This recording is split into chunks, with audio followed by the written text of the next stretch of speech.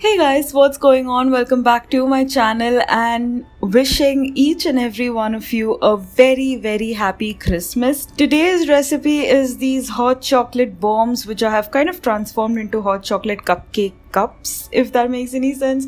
These are amazing and they've been all the rage on Instagram reels. Everywhere I look there are these bombs and I really wanted to make these for Christmas as well. So here we begin. These are super easy to make. You don't need those spherical molds and you can make them right now. Let's begin by first melting the dark chocolate. Now I have used a double boiler to melt the chocolate and you can also do this in the microwave. So I am going to take this and I have lined my cupcake tray with some cupcake liners and I'm going to pour about 2 teaspoons of this melted chocolate in every cupcake liner, and then I'm going to use my pastry brush to just sort of move this around and coat the cupcake liners. Make sure that the chocolate coating is a little bit thicker so that it kind of stays in place, otherwise they'll be super delicate and you will find it difficult to sort of take the wrapper off and the cups will break. So make sure that there is a nice thick coating of the chocolate on the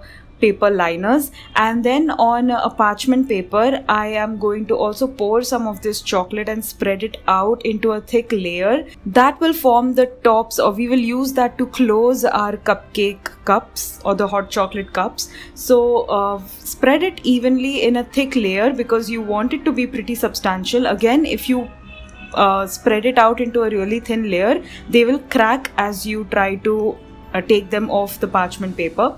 Now using your cookie cutter, while they are still a bit wet, you're going to just make that shape over there because you want it to easily come off. And I'm also going to sprinkle some gold sprinkles, and again after 5 minutes I'm again going to use my cookie cutter to just sort of loosen them up and form that shape so it's very easy to take them off. Now we will start making our instant hot chocolate mix. In a bowl, I've taken some cocoa powder. To that, I'm going to add some castor sugar. To this now, I'll add some malted powder, which is basically just plain Horlicks, no flavor, just the plain one. And then I'm also going to add some milk powder. Now I'm going to add some sea salt. And after I've added that, I'll add some instant coffee powder, and that is it. This is my signature instant hot chocolate blend. And even if you don't want to add it to the cups, after you've given it a good whisk and combined all of these ingredients, you can just put this into an airtight container and then 2 tablespoons for every cup of hot milk, and you have the most amazing hot chocolate ready. So this is our hot chocolate mix. I'm going to keep it aside and we're going to start taking or releasing our cups from the cupcake liners. Now as you can see, these have been nice and cold. They've been in the fridge for about half an hour now, and now it's time for us to take the wrapper off. It can be a little tricky and I know you may be a little intimidated, but don't be. Just tear the paper and be very careful and gentle.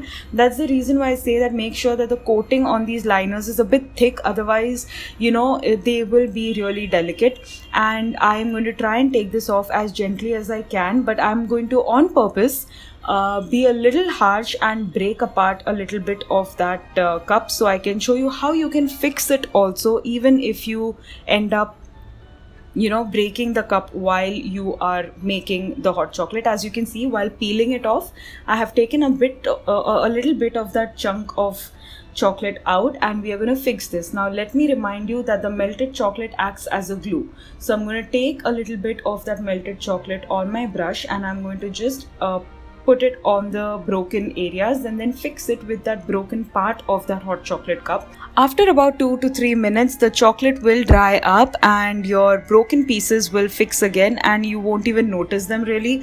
So that's a tip for you in case you end up breaking a small chunk of your cups. No need to worry, you can fix it, and anyways we have to melt all of that in the hot milk anyways. So I've peeled off the wrappers from my hot chocolate cups and now we are going to start filling them with our goodies. So here I have 2 tablespoons of that instant hot chocolate mix that we just made. You just want to make sure that you don't overfill these because we are also going to be adding some marshmallows. These marshmallows are the store-bought ones and they're quite chunky, so I have cut them into tiny pieces and also dusted them with some icing sugar so they don't stick to each other.